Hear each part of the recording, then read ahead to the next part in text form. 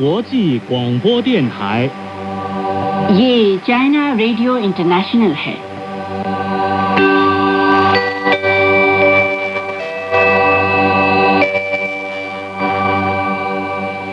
नमस्कार, ये China radio international है। अब हमारा हिंदी कार्यक्रम आरंभ होता है। आज के इस कार्यक्रम में समाचारों के बाद चीन के रंग कार्यक्रम के तहत चीन की ऐतिहासिक कहानियाँ और चीनी उपन्यास पश्चिम की तीर्थ यात्रा प्रस्तुत किए जाएंगे। अंत में होगा रोजमर्रा की चीनी भाषा। लीजिए सुनिए आज के मुख्य समाचार।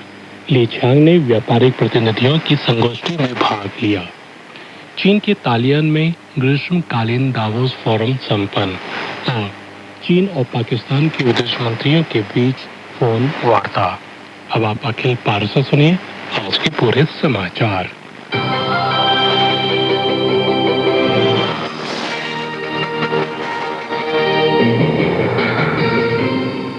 चीनी प्रधानमंत्री ली छियांग ने 24 जून को चीन के लियाओनिंग प्रांत के तालियन शहर में साल 2026 ग्रीष्मकालीन दावोस फोरम में व्यापारिक प्रतिनिधियों की संगोष्ठी में भाग लिया।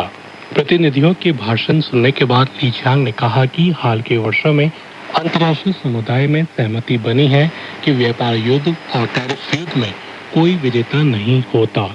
कई देश आर्थिक और व्यापारिक आदान प्रदान बढ़ा रहे हैं और आपसी लाभ और समान जीत के सही रास्ते पर लौट रहे हैं।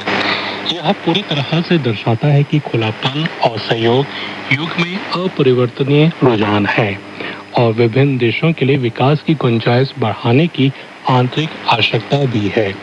चाहे बाहरी वातावरण में कितना भी परिवर्तन क्यों न आया हो, चीन हमेशा खुलेपन और सहयोग पर कायम रहता है और गहन रूप से अंतर्राष्ट्रीय व्यापार और निवेश में भाग लेता रहेगा।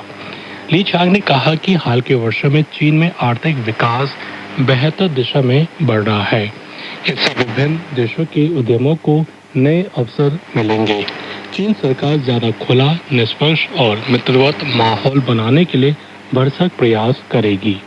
विश्व आर्थिक मंच का 17वां न्यू चैंपियंस वार्षिक सम्मेलन यानी ग्रीष्मकालीन दावोस फोरम 25 जून को अपने सभी एजेंडा सफलतापूर्वक पूरा करने के बाद खूबसूरत तटीय शहर तालियन में संपन्न हो गया। नवाचार का विस्तार विषय पर आयोजित इस साल के ग्रीष्मकालीन दावोस फोरम में दुनिया भर की विभिन्न क्षेत्रों से लगभग 1800 प्रतिनिधियों ने भाग लिया। भू राजनीतिक परिस्थितियों की जटिलता और वैश्विक आर्थिक विकास से जुड़ी बढ़ती अनिश्चितताओं के बीच इस सम्मेलन ने दुनिया भर से आए प्रतिनिधियों को गहन विचार विमर्श और नए विचारों के आदान प्रदान का मंच प्रदान किया। साथ ही इसने एक स्पष्ट और मजबूत संदेश भी दिया कि नवाचार की क्षमता का पूरा उपयोग कर विकास को नई गति दी जाए और वैश्विक समृद्धि में नई ऊर्जा का संचार किया जाए।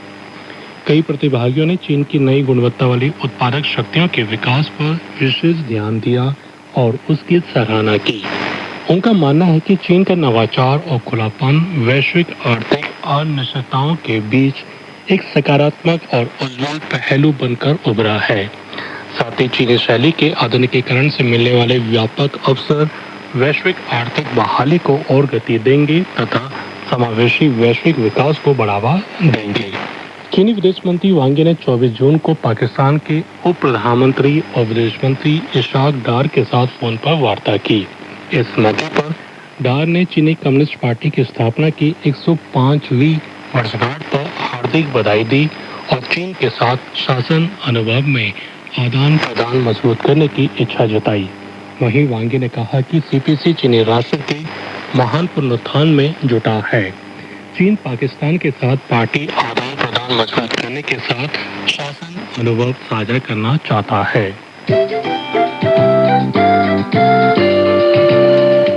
चीन के संस्कृति एवं पर्यटन मंत्रालय, विदेश मंत्रालय और अन्य संगठनों द्वारा संयुक्त रूप से आयोजित रंगीन चीन अद्भुत त्योहार और उत्पाद नामक सांस्कृतिक एवं पर्यटन व्यापार संवर्धन कार्यक्रम 24 जून को चीन की राजधानी पेइचिंग में आयोजित हुआ।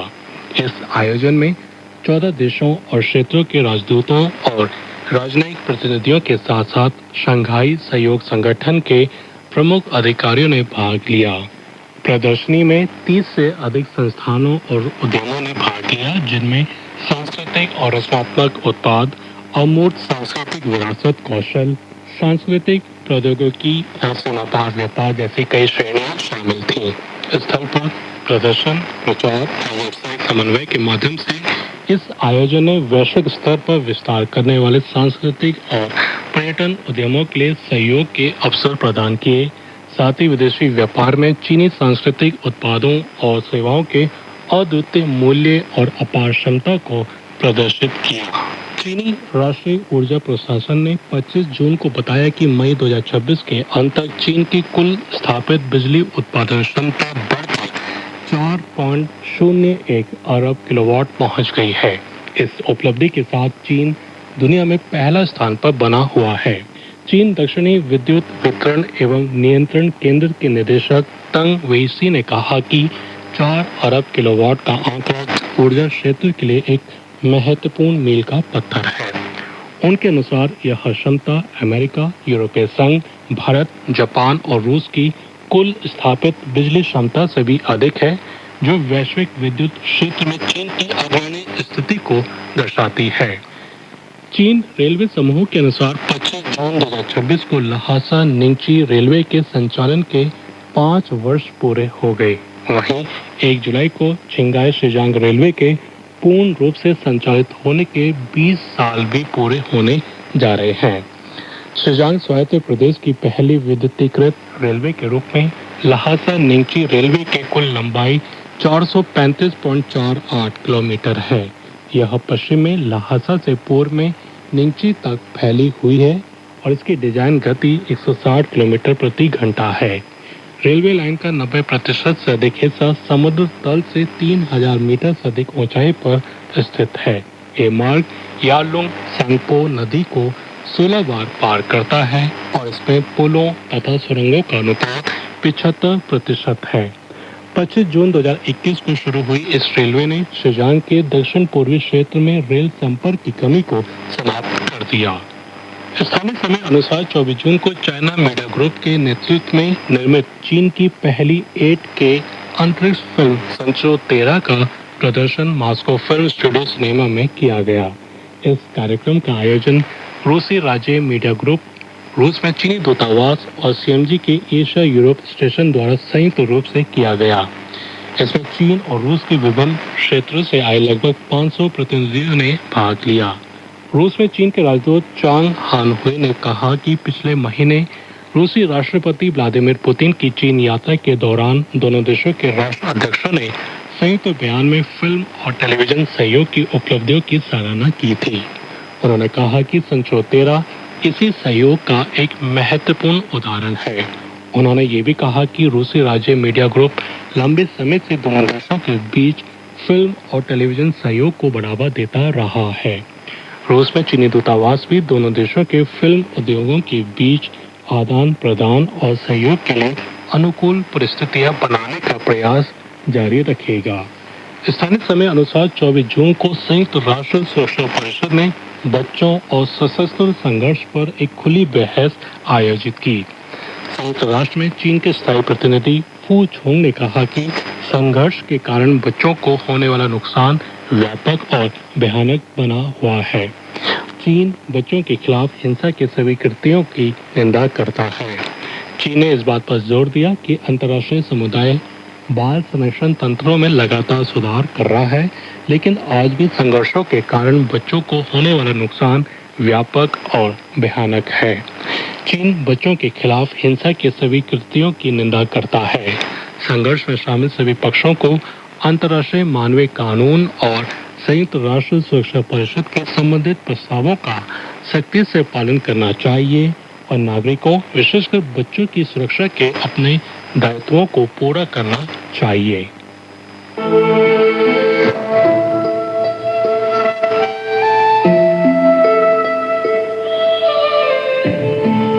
चीन की संस्कृति, सभ्यता और जानकारी, चीन का इतिहास, रीति रिवाज और विदेशी आदान प्रदान, सब कुछ यहाँ मिलता है। आइए चलते हैं चीन के सफर पर और शुरू करते हैं हमारा खास कार्यक्रम स्वर्णिम चीन के रंग।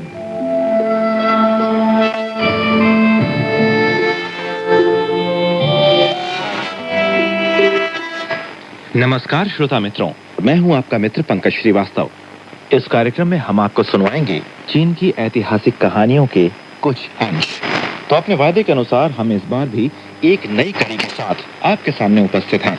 आज हम पेश करने जा रहे हैं थांग राजवंश के सम्राट थाईचुंग की मैत्रीपूर्ण जाति नीति।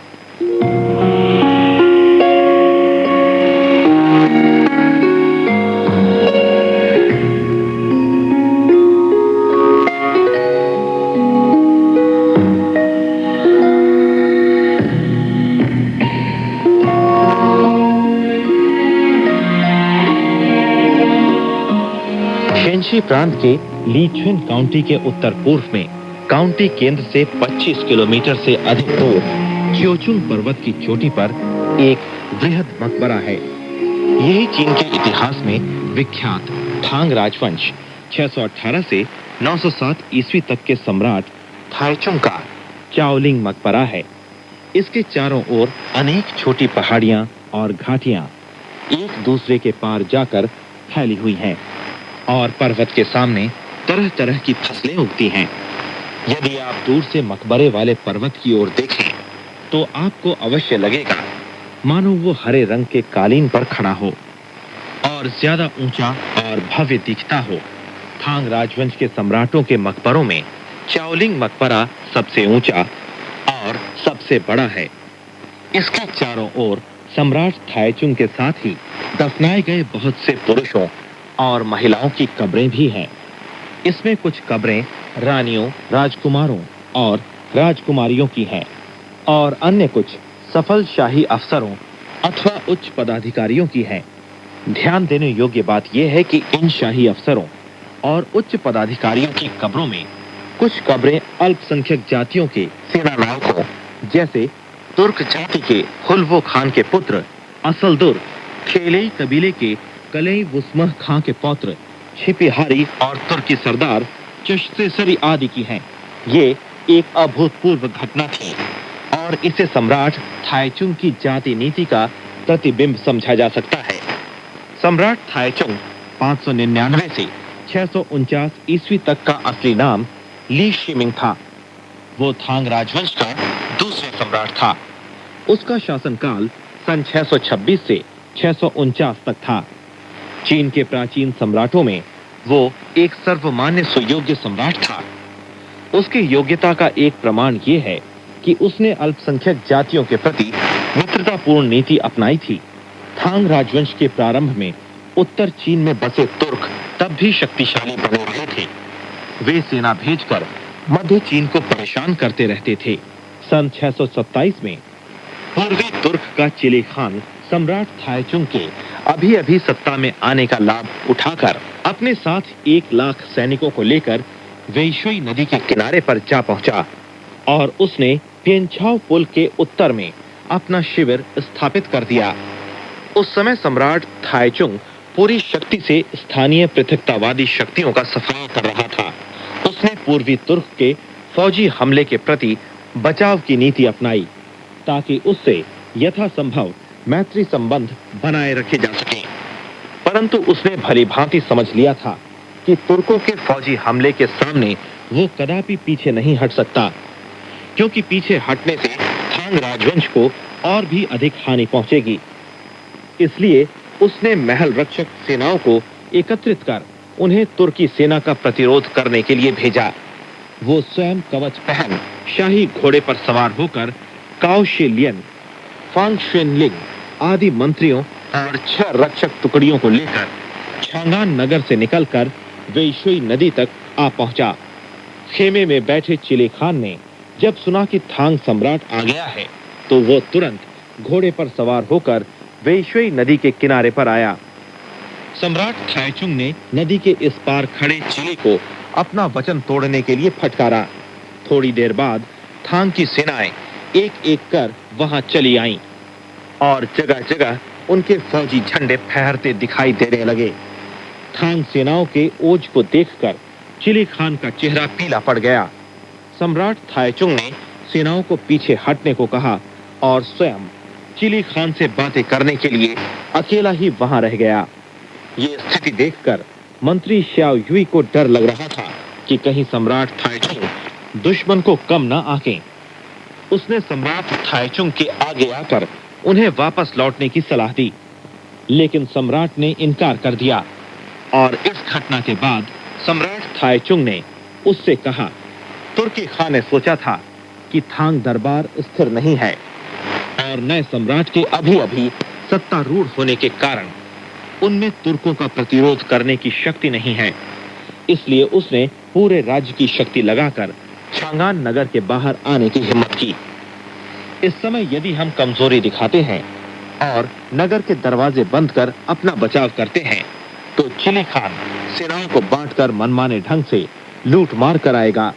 तब हम उसे वश में नहीं कर सकेंगे। इसलिए मैं थोड़े ही सैनिकों को लेकर पहले यहां आ गया और इस प्रकार उसे बता दिया कि मैं उसको तुच्छ समझता हूं। साथ ही साथ मैंने अपनी सेनाओं को भी तैनात कर दिया और इसके द्वारा उसे जता दिया कि हमने लड़ाई लड़ने का पक्का इरादा कर रखा है। हमारी ये कार्यवाही चिली खान की कल्पना के बाहर है, इसलिए वो असमंजस में पड़ा हुआ है। इस उपाय से हम तुर्कों को वश में कर सकते हैं। यदि आप विश्वास नहीं करते तो अभी देख लीजिएगा। नतीजा यही हुआ कि कुछ समय बाद ही चिली खान ने अपने आदमी भेजकर शांति की प्रार्थना की। सम्राट थाइचुंग फिर से वेइशुई नदी के किनारे आया और चिली खान से मिला। दोनों ने पेंछाओ पुल पर ही एक सफेद घोड़े का वध कराकर उसका थोड़ा सा रक्त पीकर यह सिद्ध किया कि अब दोनों पक्ष मित्र बन गए हैं। थांग राजवंश ने चिली खान को उपहार में बहुत सा सोना और रेशमी वस्त्र दिए और चिली खान ने थांग राजवंश के प्रभाव क्षेत्रों का फिर कभी अतिक्रमण न करने का वचन दे दिया। इसके बाद चिली खान अपनी सेना को लेकर लौट गया।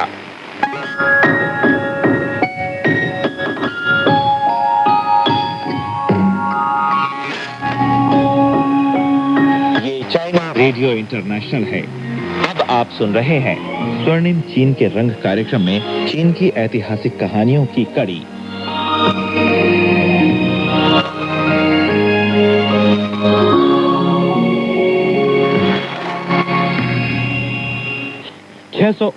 ईस्वी में कांगचुंग क्षेत्र में, जिसमें राजधानी चांगान बसी हुई है, शानदार फसल पैदा हुई और उत्पादन भी पहले जैसा हो गया। सम्राट थाइचुंग का शासन भी अपेक्षाकृत मजबूत हो गया था। उस समय तुर्कों के क्षेत्र में प्रतिवर्ष पाला या सूखा पड़ता रहता था, जिससे बड़ी संख्या में पशु मर जाते थे। चिली खान विभिन्न कबीलों का भारी शोषण करता रहता था, जिस कारण एक के बाद दूसरे कबीले ने उसके साथ गद्दारी की। ये समझकर कि उपयुक्त अवसर आ पहुंचा है, सम्राट थाइचुंग ने उस वर्ष के जाड़ों में ही 1 लाख से अधिक सैनिकों का नेतृत्व कर सेनापति ली चु और ली छिंग को भेजकर तुर्कों पर हमला कर दिया। अगले वर्ष उन्होंने तुर्कों को इंशान पर्वत श्रृंखला के उत्तर में भगा दिया और चिली खान को बंदी बना लिया। इस तरह पूर्वी तुर्क राजसत्ता समाप्त हो गई। सम्राट थाइचुंग ने चिली खान को शुनथियनमन स्वर्ग देवता पूजा द्वार पर बुलवाया और उसके कई बार विश्वासघात करने, युद्ध करने और साधारण लोगों का धन माल लूटने आदि 5 अपराधों का ब्यौरा उसे दिया और अंत में कहा, पेंछाओ पुल पर मित्रता के संबंध स्थापित होने के बाद तुमने कोई बड़े पैमाने पर अतिक्रमण नहीं किया, इसलिए मैं तुम्हें क्षमादान दे सकता हूं। चिली खान आभार प्रकट करता रोता हुआ चला गया। सम्राट थाइचुंग ने उसे और उसके परिवार वालों को थाइफो विहार में रहने का बंदोबस्त करा दिया और उसके साथ अतिथि जैसा व्यवहार कराया। इसके बावजूद चिली खान चिंताकुल बना रहता था। वो कमरे के बजाय आंगन में तंबू तान कर रहने लगा। बहुधा वो अपने परिवार के साथ मिलकर रोता और सिसकियां भरता रहता था। दिन प्रतिदिन वो दुबला होता गया। ये जानकर सम्राट थाइचुंग ने उसे कोचौ वर्तमान हानान प्रांत के लिंगपाओ का शासक नियुक्त कर दिया और उससे कहा, कोचाओ पर्वतीय क्षेत्र से सटा हुआ स्थान है, वहां हिरन और अन्य जानवर बड़ी संख्या में मिलते हैं, तुम वहां जाकर आखेट कर सकते हो। चिली खान ने वहां जाना नहीं चाहा, इसलिए सम्राट थाइचुंग ने उसे रक्षक सेना के सेना नायक के पद पर नियुक्त किया और उसे प्रचुर संख्या में खेत और भवन प्रदान किए। बाद में चिली खान बीमार होकर मर गया। सम्राट थाइचुंग ने तुर्कों की प्रथा के अनुसार उसकी अग्नि क्रिया कराई और पाशवी नहर के पूर्व में उसके लिए बड़ी समाधि का निर्माण कराया और उसके बेटे को आजीवन उसका पद संभालने दिया। पूर्वी तुर्क राजसत्ता की समाप्ति कर देने के पश्चात थांग राजवंश ने उसके मूल क्षेत्र में अपने अधीन कई चौ स्थापित किए और उसके अमीर उमराओं को इन जिलों का प्रशासक नियुक्त किया गया। साथ ही उनकी प्रथा अनुसार उनके पदों के उत्तराधिकार को सुनिश्चित कर दिया। ये जिले थांग साम्राज्य से अपने नियुक्त की आज्ञा ले लेते थे और निश्चित समय पर केंद्रीय सरकार को भेंट दिया करते थे, किंतु वे केंद्रीय सरकार को कोई कर नहीं देते थे। उन्होंने अपनी जाति के रीति रिवाजों को बनाए रखा था। इन जिलों के ऊपर प्रशासन स्थापित कर उनके उच्चाधिकारी केंद्रीय सरकार द्वारा सीधे नियुक्त अथवा पदच्युत किए गए। ये उत्तराधिकारी केंद्रीय सरकार की तरफ से प्रभुसत्ता का उपयोग करने, सीमा की प्रतिरक्षा का प्रबंध करने और जातियों के बीच मामलों को निपटाने के लिए उत्तरदायी हुआ करते थे। इस प्रकार चीन के उत्तरी सीमांत क्षेत्र में अभूतपूर्व शांति और स्थिरता कायम हो गई। अन्य अल्पसंख्यक जातियों वाले क्षेत्रों में भी सम्राट थाइचुंग ने ऐसा ही उपाय अपनाया था। पूर्वी तुर्क राजसत्ता का अंत होने के बाद उसके कुछ कबीलों के लोग भीतरी क्षेत्र में आकर थांग राजवंश के अधीन हो गए। उनके साथ कैसा व्यवहार किया जाए, ये एक बड़ी समस्या बन गई। इस समस्या पर विचार करने के लिए सम्राट थाइचुंग ने मंत्रियों की एक बैठक बुलवाई। कुछ मंत्रियों ने विचार प्रकट किया कि उन तुर्क लोगों को भीतरी क्षेत्र के कुछ चौ अथवा काउंटियों में बांट दिया जाए और उनकी जीवन पद्धति और रीति रिवाज बदले जाएं। वेईचंग सहित कुछ अन्य मंत्रियों का मत था कि तुर्क विजातीय लोग हैं, वे कभी हृदय से हमारी ओर नहीं हो सकते। यदि उन्हें भीतरी क्षेत्र में बसने दिया गया तो भविष्य के लिए ये एक मुसीबत बन जाएगी। इसलिए उनका सुझाव था कि उन्हें उनके मूल स्थानों में पहुंचा दिया जाए।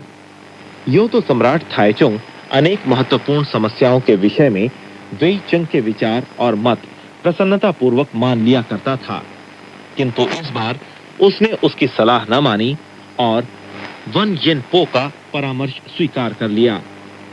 वन येनपो का विचार था कि उन तुर्क लोगों को वांगहो नदी के दक्षिण में शोफांग यानी वर्तमान भीतरी मंगोलिया स्वायत्त प्रदेश के दक्षिणी भाग में स्थित ऊशन बैनर में बसने की व्यवस्था कर दी जाए। उनके मूल कबीले को सुरक्षित रखा जाए और उनके सरदार द्वारा ही उनके मामलों का निपटारा किया जाए। उनके मूल रीति रिवाजों को बनाए रखा जाए और उनका मुख्य रोजगार पशुपालन ही रहे। उनके मुखियाओं को उच्च पदों पर नियुक्त किया जाए और इस तरह उन तुर्क लोगों में शांति और स्थिरता कायम की जाए। तत्कालीन आंकड़ों के अनुसार राजधानी छांगान में लगभग 10,000 तुर्क परिवार रहते थे। उनके और हान लोगों के बीच आत्मीय संबंध बना रहा। राजकुमार भी तुर्कों को राजप्रासाद में खेलने के लिए बहुधा बुलाया करता था। सम्राट थाइचुंग ने बड़ी संख्या में तुर्क अभिजात वर्ग को राज दरबार में उच्च पदों पर नियुक्त किया। छांगान में आकर तुर्क कबीलों के मुखियाओं को विभिन्न श्रेणी के सेनानायकों की उपाधि मिली। राज दरबार में 100 से अधिक तुर्क सैनिक अफसर थे, जो लगभग राज दरबार के कुल सैनिक अफसरों का आधा भाग था। राज दरबार में तुर्क सेनानायक हाथ में तलवार लिए पहरा देते और तुर्क दरबारी पोशाकें पहने बहुधा दिखाई देते थे। सुंग काल के एक व्यक्ति ने अपनी पुस्तक में लिखा था, थांग कालीन राज दरबार में ऐसे अधिकारी सबसे अधिक थे जो भीतरी क्षेत्र में आए अल्पसंख्यक जातियों के व्यक्ति थे। थांग साम्राज्य वास्तव में एक बहुजातीय राजसत्ता बन गया। सम्राट थाइचुंग अल्पसंख्यक जाति के मंत्रियों पर बहुत ध्यान देता था। उदाहरण के लिए उसने अपनी बुद्धिमानी और बहादुरी के लिए प्रसिद्ध असनाशर को, जो तुर्क कबीले के लोगों को लेकर थांग साम्राज्य के अधीन हो गया था, रक्षक सेना का सेनापति नियुक्त किया। बाद में असनाशर ने काओछान में विद्रोह का दमन करने वाले युद्ध में महत्वपूर्ण योगदान किया, जिसके लिए सम्राट थाइचुंग ने उसे एक बढ़िया तलवार और बहुत सी रेशमी चीजें दी और उसे राज्य रक्षक सरदार की उपाधि प्रदान की। जब छिपिहरी अपने थेलियई कबीले के लोगों को लेकर थांग साम्राज्य के अधीन हो गया, तो सम्राट थाइचुंग ने उसे भी रक्षक सेना का सेनापति नियुक्त कर दिया। छिपिहरी ने अनेक विजय प्राप्त की। एक बार वो सम्राट थाइचुंग के साथ एक युद्ध में गया और वहां घायल हो गया। सम्राट थाइचुंग ने स्वयं उसके घावों पर मरहम लगाया। उसकी माता और छोटा भाई लियांगचौ में रहते थे। सम्राट थाइचुंग ने उसे उनसे तथा कबीले के अन्य लोगों से भेंट करने के लिए घर लौटने को कहा। उस समय तुर्क जाति का श्वेयिन्थ्यो कबीला शक्तिशाली था। छिपिहरी की माता और छोटा भाई उस कबीले में जा मिले थे और उसके अपने कबीले के कुछ अन्य लोग भी उनसे जा मिलने को तैयार थे। ये देखकर छिपिहरी बहुत चिंतित हो गया। उसने लोगों के सामने स्पष्ट कर दिया कि वो थांग राजवंश के प्रति वफादार बना रहेगा, इसलिए वो उनके साथ नहीं जाना चाहता। कबीले के लोग उसे पकड़कर श्वेयिन्थ्यो कबीले के चंचू खां से भेंट करवाने ले गए। चंचू खान के सम्मुख उसने तलवार से अपना बायां कान काटकर शपथ खाई कि थांग राजवंश के एक योद्धा के नाते मैं तुम्हारे सम्मुख अपना सिर नहीं झुका सकता। मेरे हृदय की बात पृथ्वी और आकाश और सूर्य और चंद्रमा जान लें। उस समय थांग राज दरबार में ये अफवाह फैल गई कि छिपिहरी वैसे ही श्वेयिन्थ्यो कबीले में शरीक हो गया है, जैसे मछली को पानी मिल गया हो।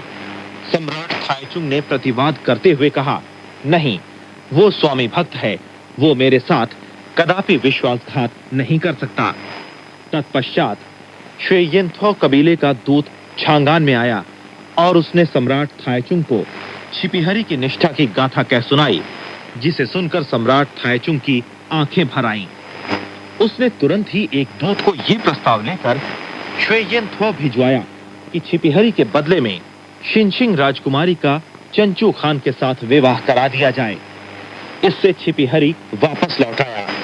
क्योंकि सम्राट थाइचुंग अल्पसंख्यक जातीय सेना नायकों के साथ भी हान सेना नायकों जैसा ही बर्ताव करता था, इसलिए उसे अल्पसंख्यक जातीय सेना नायकों का भारी आदर सम्मान प्राप्त हुआ।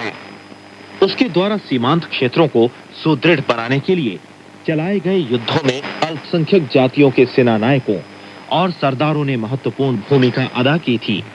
सम्राट थाइचुंग ने विवाह संबंध स्थापित करने की नीति को तेजी से लागू किया।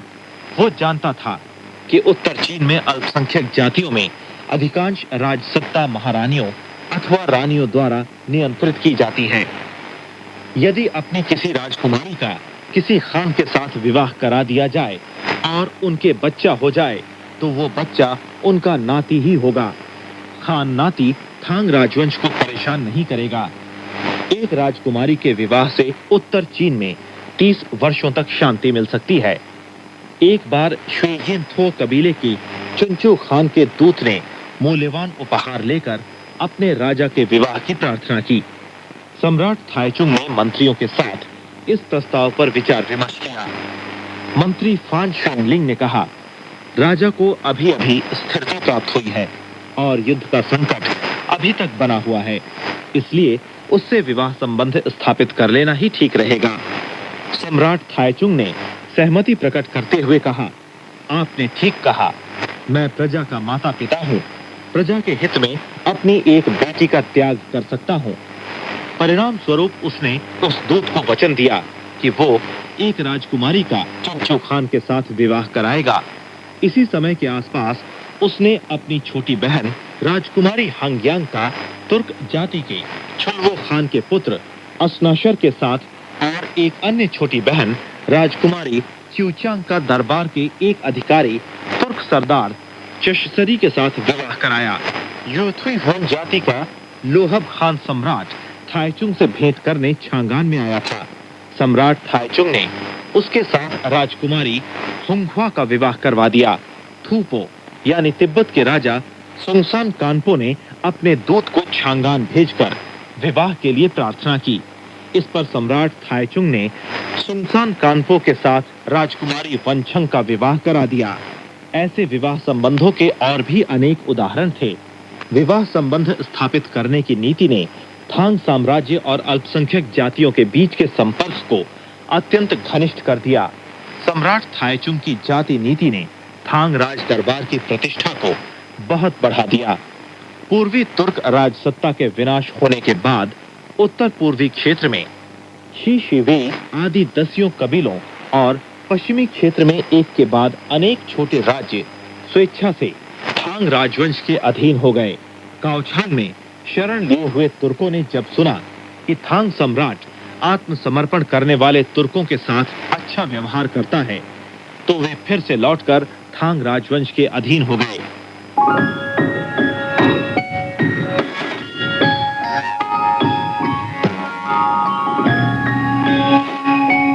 ये चाइना रेडियो इंटरनेशनल है।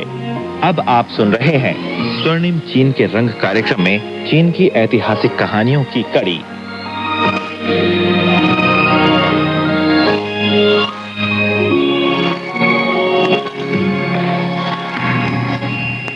सन 630 की मार्च में पश्चिमी क्षेत्र और उत्तरी सीमांत क्षेत्रों की विभिन्न जातियों के मुखिया छांगान में आए और उन्होंने सम्राट से अनुरोध किया कि उन्हें सभी जातियों के शीर्ष देव खान घोषित कर दिया जाए।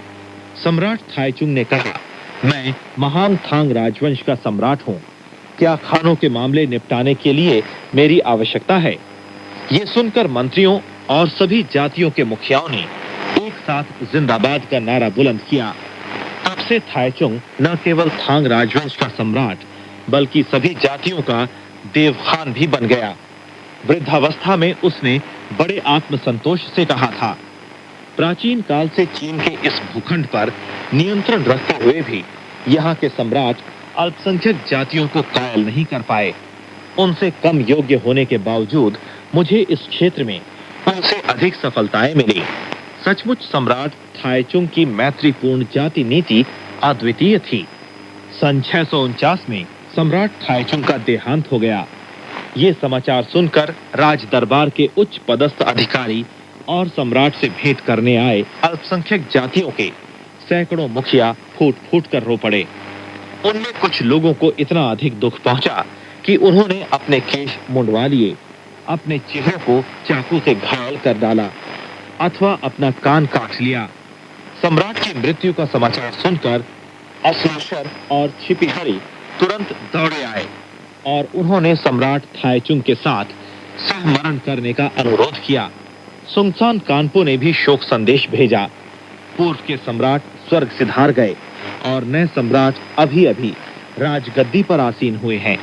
यदि किसी ने राज्य के साथ विश्वासघात करने की हिम्मत की तो मैं सेना लेकर उसका दमन करने को तैयार हूं। इन तथ्यों ने सम्राट थाईचुंग की जाति नीति को सफल सिद्ध कर दिया।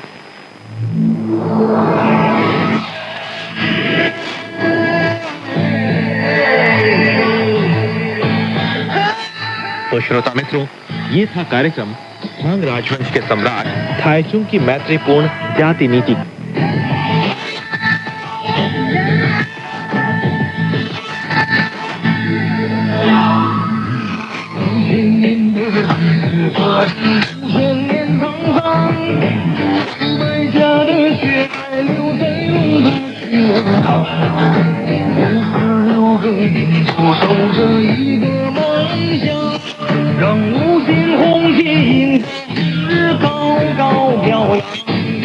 मित्रों, अभी आप सुन रहे हैं चीनी गायक वो फंग की आवाज में चीनी राष्ट्र का 5000 वर्ष इतिहास शीर्षक वाला गीत।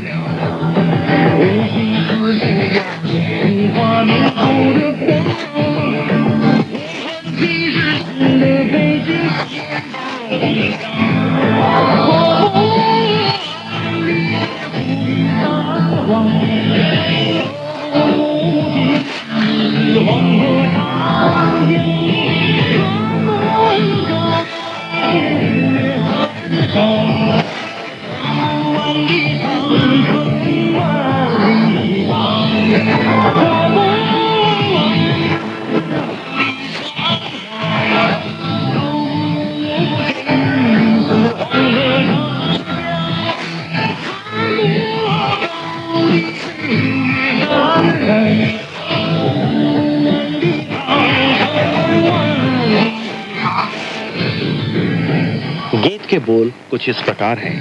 5000 वर्ष का इतिहास है चीन में। चीनी राष्ट्र का खून बहता है नागराज के शरीर में।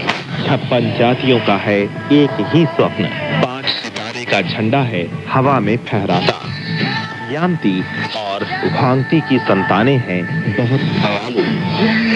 संसार में दिखती है चीनी राष्ट्र की शक्ति। किताबों और ग्रंथों में चमकदार है चीनी राष्ट्र का प्रकाश।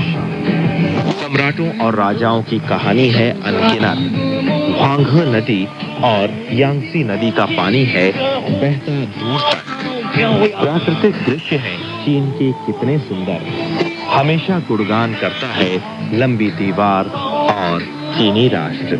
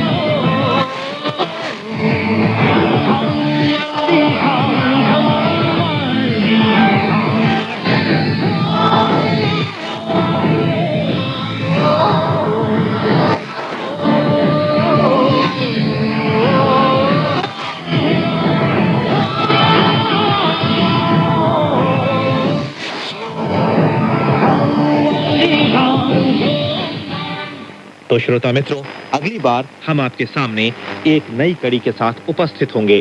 तब तक के लिए अपने मित्र पंकज श्रीवास्तव को आज्ञा दें। नमस्कार।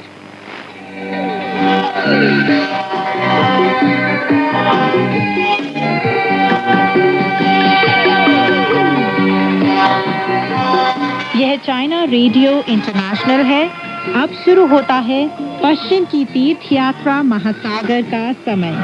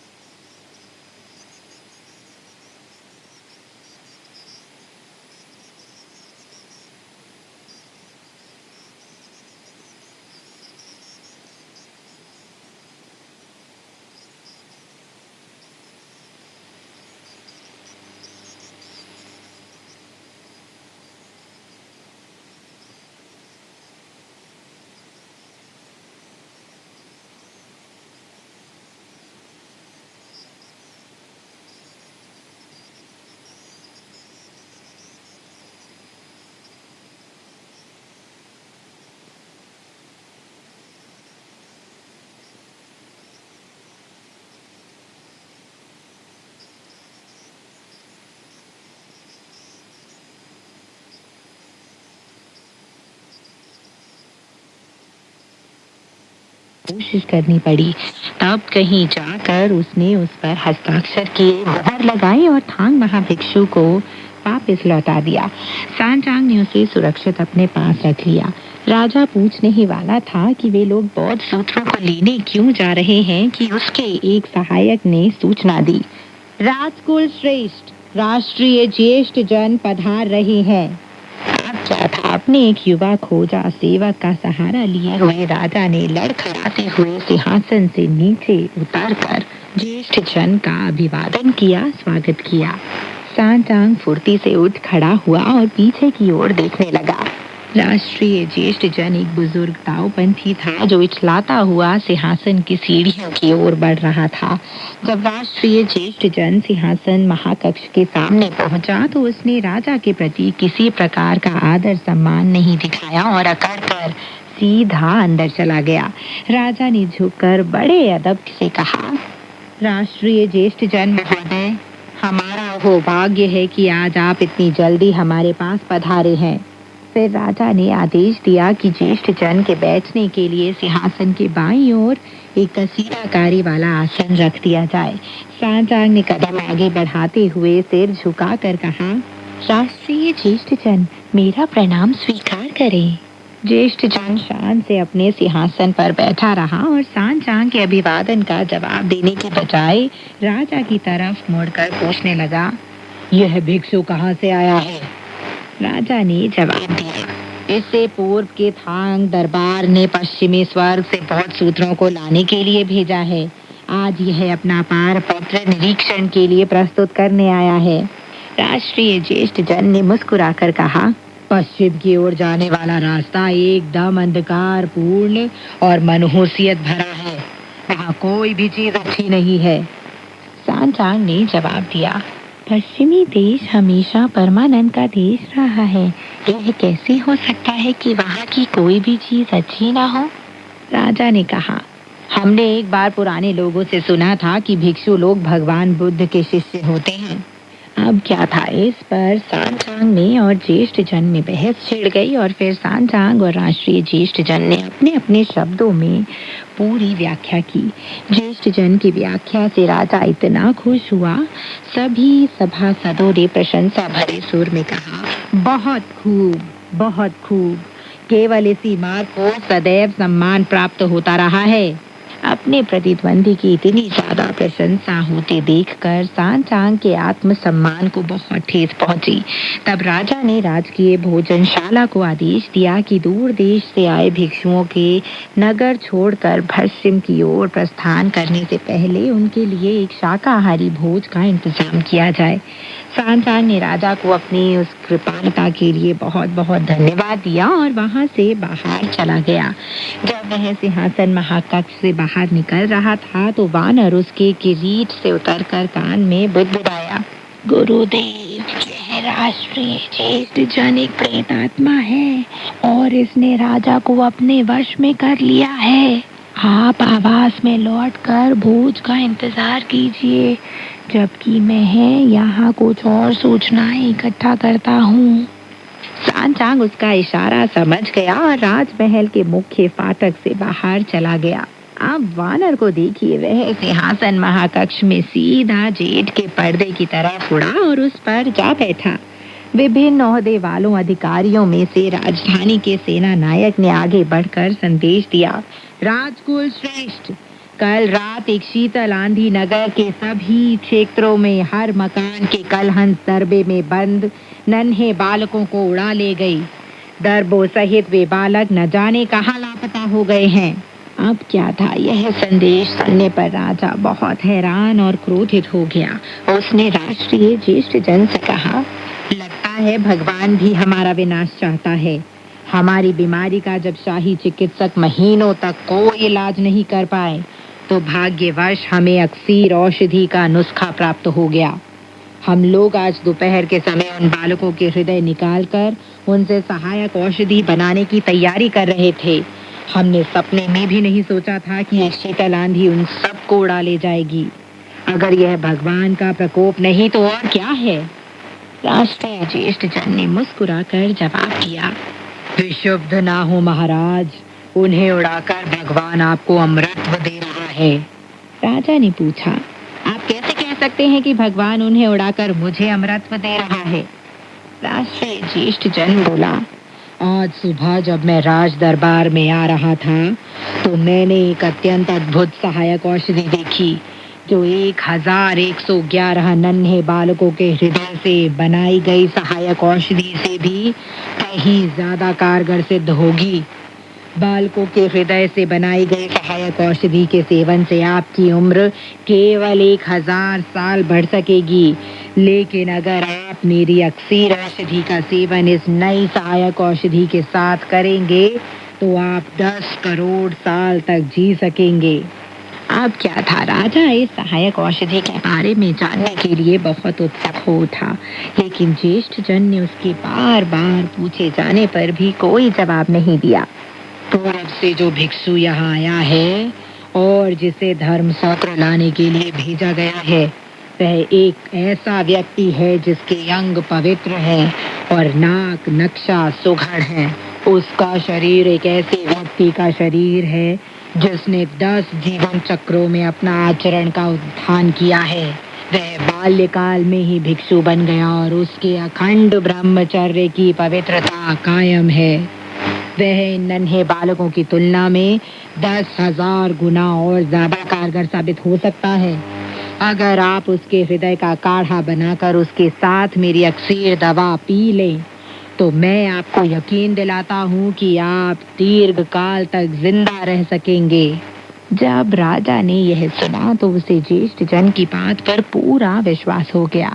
आपने हमें पहले क्यों नहीं बताया?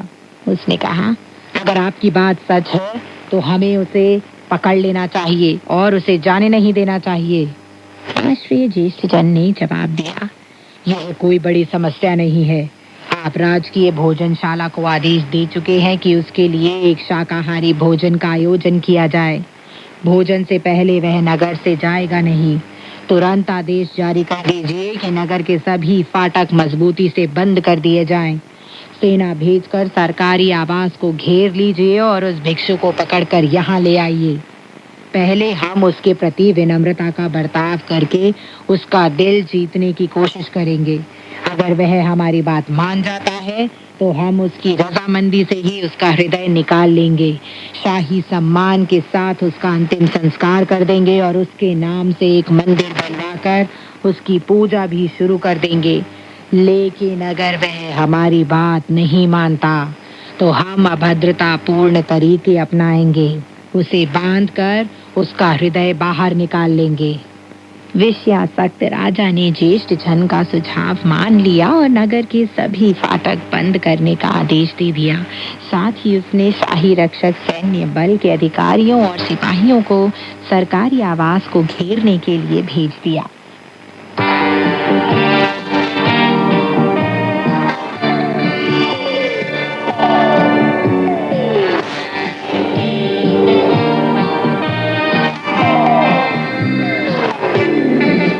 दोस्तों, आज की कहानी यहीं तक। आगे की कहानी लेकर मैं मैत्री शर्मा फिर हाजिर होंगी। तब तक के लिए नमस्कार, बाय बाय।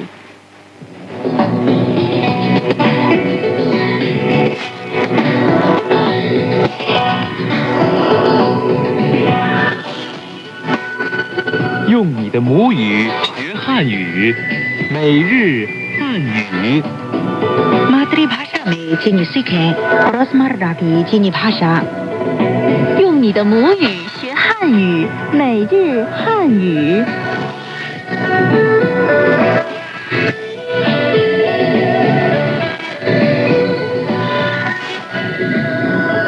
ये जैना रेडियो इंटरनेशनल है। रोजमर्रा की चीनी भाषा कार्यक्रम सुनने वाले सभी श्रोताओं को सावधानी नमस्ते। राकेश वत्स का भी श्रोताओं को नमस्कार। दोस्तों, पिछले पाठ में हमने टेलीफोन करने के बारे में कुछ चीनी वाक्य सीखे थे। राकेश जी, आज के नए पाठ में हम किस विषय के बारे में चर्चा करेंगे? मेरे ख्याल से आपसी समझदारी के बारे में चीनी वाक्य सीखना ज्यादा उपयोगी है, क्योंकि मैंने बहुत से नए चीनी दोस्तों के साथ दोस्ती की है। ठीक है, तो अब हम देखें कि आज के नए पाठ में क्या विषय है। 你妹妹是做什么的？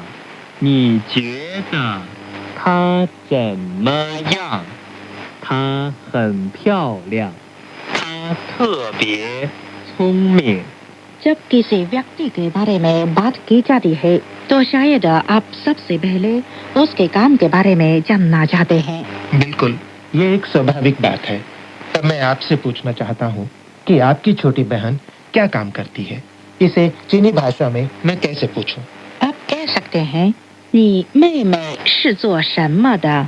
你妹妹是做什么的?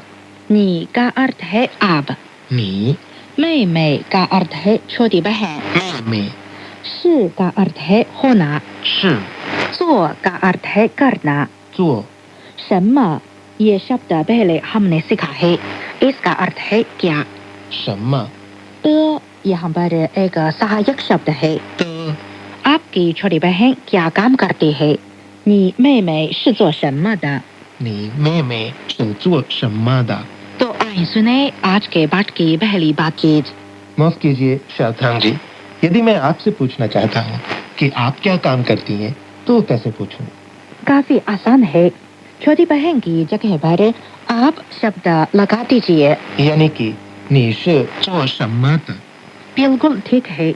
你妹妹是做什么的？他是老师，你是做什么的？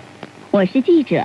उसके काम के बारे में जानने के बाद मैं कुछ और उसके बारे में जानना चाहता हूँ। जैसे आपको वह कैसी लगती है? इसे चीनी भाषा में कैसे कहा जाता है? 你觉得他怎么样？ 你觉得他怎么样? 你की चर्चा पहले हमने कई बार की है। अर्थ है आप। 你觉得का अर्थ है लगता। 觉得他का अर्थ है वो। 他 怎么样का अर्थ है कैसी कैसे। 怎么样? यहाँ पर 怎么样 इस शब्द का प्रयोग आपसे किसी व्यक्ति या बात के बारे में जानने में किया जाता है। 怎么样? आपको वो कैसी लगती है? 你觉得他怎么样？你觉得他怎么样? अब सुनिए आज की दूसरी बातचीत। 你觉得她怎么样？她很漂亮，她特别聪明。 अच्छा, 你觉得他怎么样? पर शाओथांग जी, मेरी समझ में नहीं आया कि इस उत्तर का क्या अर्थ है। क्या आप समझा सकती हैं? हिंदी में इसका जवाब है वो बहुत सुंदर है। 她很漂亮。他很漂亮。她का अर्थ है वो।他很 बहुत 很漂亮सुंदर 漂亮。 वो बहुत सुंदर है। 她很漂亮。他很漂亮。 एक और वाक्य है। यदि आप उसका अभ्यास कर लें तो काफी मदद मिलेगी। इस वाक्य का प्रयोग किसी की प्रशंसा में किया जाता है। अच्छा, वो वाक्य क्या है? 她特别聪明。他特别聪明。她का अर्थ है वो। 他特别का अर्थ है बहुत। 特别聪明का अर्थ है बुद्धिमान। 聪明。 वो बहुत बुद्धिमान है। 她特别聪明。他特别聪明。 अच्छा, अब हम ये बातचीत एक बार और सुने। 你觉得她怎么样？她很漂亮，她特别聪明。 बहुत धन्यवाद शाओथांग जी, आपने मुझे अभी सिखाया था कि चीनी भाषा में किसी व्यक्ति की प्रशंसा करनी हो तो क्या कहना चाहिए। पर मैं जल्द ही ये भूल भी गया कि किसी व्यक्ति के बारे में कैसे पूछा जाता है। आप कह सकते हैं 你觉得他怎么样? जी हाँ, बिल्कुल ठीक, याद आया। नी च्वेता था ज़मयांग। नी का अर्थ है आप। बिल्कुल। 觉得 का अर्थ है लगना। च्वेता 怎么样 का अर्थ है कैसी या कैसे। ज़मयांग। आपको वो कैसी लगती है? 你觉得他怎么样? नी च्वेता था ज़मयांग।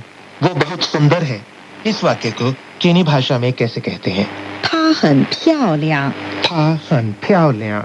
她 का अर्थ है वो। 她很 का अर्थ है बहुत। 很漂亮 सुंदर। 漂亮。 वो बहुत सुंदर है। 她很漂亮。她很漂亮。 तो वो बहुत बुद्धिमान है। चीनी भाषा में कैसे कहेंगे? मेरे ख्याल में 她很聪明 होना चाहिए। बहुत अच्छा, मैं एक बार फिर आपको याद दिला दूं। 特别 का अर्थ है बहुत। 特别聪明 का अर्थ है बुद्धिमान। 聪明。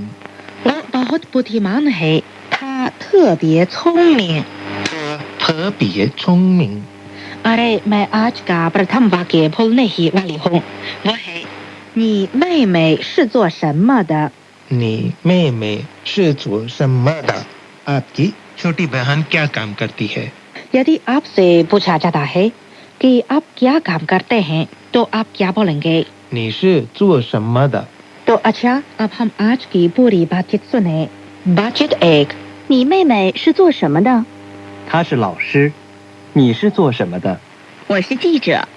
बातचीत 2। 你觉得她怎么样？她很漂亮，她特别聪明。 अच्छा दोस्तों, आज का कार्यक्रम यहीं तक। अब सावधान को आज्ञा दें। नमस्कार। राकेश को भी आज्ञा दें। नमस्कार।